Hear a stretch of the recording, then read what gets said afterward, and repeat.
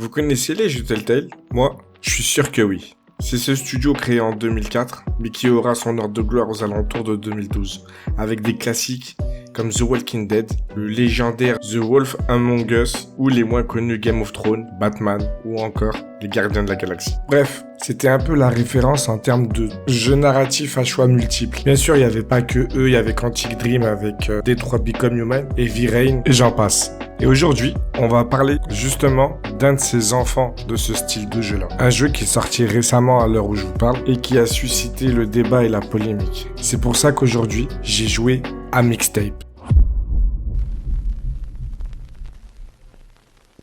Mixtape, édité par Annapurna Interactive. C'est les gars qui ont fait Outer Wild, Cocoon ou Stray, le jeu du chat, puis sa mère au passage. Et dans Mixtape, on va suivre l'histoire de Stacy, qui va quitter son vieux patelin moisi pour New York, où elle va rejoindre sa grande sœur et tenter d'accomplir son rêve, devenir, ou alors elle a déjà trouvé le taf, j'ai pas trop compris, programmatrice musicale. En gros, elle veut créer des playlists. Et c'est un vrai métier, hein. C'est un art même. Parce que c'est de passer 7 heures de route dans la voiture d'un gars qui a des goûts de chiottes en termes de musique. Et vous comprendrez que c'est du taf d'avoir des bons goûts musicaux.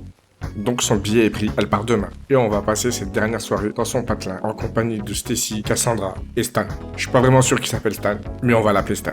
Donc Stacy, elle est passionnée de musique et elle se considère comme un génie capable de trouver la musique propice à chaque moment de sa vie. Je sais pas pourquoi, mais c'est exactement comme ça que j'imagine Antoine Daniel dans le privé. Arrogant, sûr de lui, le genre imbuvable de loin quand tu le connais pas, mais bon gars dans le fond. Si t'arrives à entrer dans son cercle. Et je sais vraiment pas pourquoi je dis ça. Donc revenons à Stacy. On passe donc cette dernière soirée dans ce quartier résidentiel dont j'ai oublié le nom. Et qui dit dernière soirée, dit nostalgie. Durant 3 heures, Mixtape va nous faire la playlist des moments nostalgiques de la vie de la jeune Stacy. Pour l'histoire, il n'y en a pas vraiment en fait. On va juste enchaîner des flashbacks et des scènes du présent sur la préparation de la soirée de départ. Et c'est à peu près tout. Je pense pas que le jeu ait vraiment la prétention de raconter quelque chose, mais plutôt nous faire ressentir quelque chose, notamment la nostalgie de l'adolescence. De mon côté, j'ai aimé l'intention perso. Mon adolescence, elle a été aux antipodes de celle de Stacy. Elle a sa chambre, j'en avais pas. Elle a fait du skate avec ses potes, j'avais pas de skate. Elle jette du PQ sur la maison du directeur de son bahut, moi je jetais des cailloux. J'avais pour idole Tony Montana et Christophe Rocancourt. Donc moi en fait à son âge, j'avais des dettes, des soucis, et j'étais sous emprise de mecs pas très fréquentables. Mais d'un côté, ça a fait son taf parce que malgré le fait que j'étais fauché et que j'évoluais dans un environnement qui était assez violent, je passais mon temps libre à gober des séries américaines comme Buffy contre les vampires, Dawson, les frères Scott en intraveineuse. C'était donc aussi comme ça que j'imaginais une adolescence parfaite. Donc j'ai été étrangement nostalgique de cette adolescence que j'ai pas eue. Je sais pas si vous avez compris où je veux en venir. Et en vrai, c'est simple, c'est banal, il n'y a pas grand chose de plus à dire. Mais moi, ce qui m'a donné envie de parler de ce jeu-là, c'est plus la réaction des gens autour de celui-ci. J'ai regardé et lu beaucoup de tests, et notamment un gars qui se plaignait que Stacy, elle avait pas vraiment de problème. Et c'est vrai. Mais est-ce que c'est pas ça, justement, qui rend Stacy et ses potes crédibles? Dans la majorité du temps, l'adolescence, est-ce que c'est pas ça? Avoir des potes, se faire chier, aucun vrai souci, et l'impression d'être débordé émotionnellement, comme si on portait le poids du monde sur ses épaules. Et je trouve que le jeu le fait très bien. Ils sont tous là à se plaindre de leurs problèmes, de leurs soucis. Et nous, de notre point de vue d'adulte, leurs problèmes, ils sont à chier. Genre le souci du moment, c'est d'organiser un road trip. Sauf que comme Stacy, elle va partir, elle pourra pas participer. Et sa copine Vanessa, pour elle, c'est la fin du monde. Elle est pas bien, ça la pousse à faire des conneries, etc., à boire de l'alcool. Et je suis désolé, moi je trouve que pour moi, ça marche. Enfin bref, au niveau de la musique, parce que c'est le sujet principal du jeu, je suis forcé de constater que c'est un sans faute.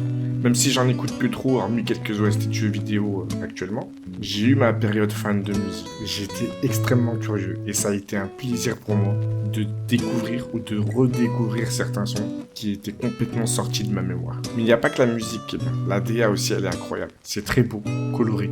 Les scènes sont bien faites et les séquences retransmettent parfaitement les émotions de la chanson en cours.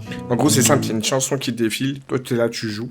Et ça marche trop bien, comme si tu étais en train de tourner un clip en direct. Le seul petit bémol pour moi sur la DA, c'est l'effet stop motion à 15 fps. Ça marche, c'est stylé. Mais je sais pas si vous allez voir de quoi je parle. Ça fait un peu trop, regardez, on a une DA nous aussi. Ça fait forcer, il n'y avait pas besoin. Ça reste beau dans l'ensemble, ça fonctionne.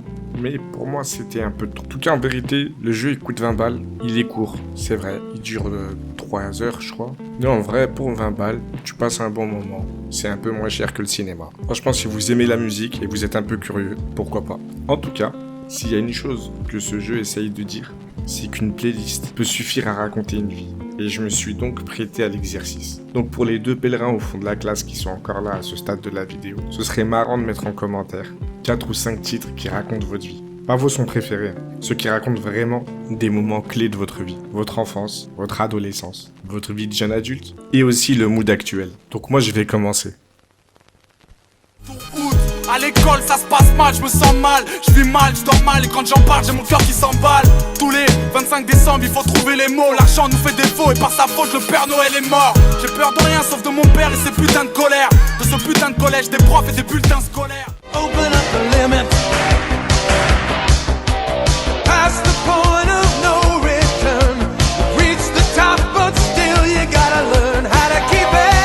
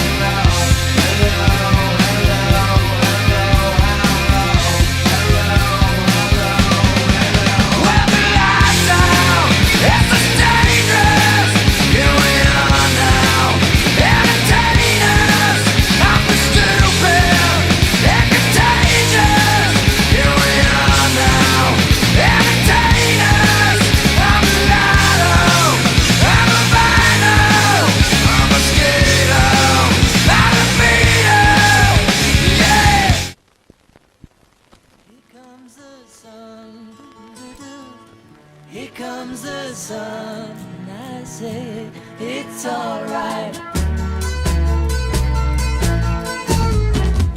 Little darling, it's been a long, cold, lonely winter. Little darling, it feels like years since it's been here. Here comes the sun. Here comes the sun.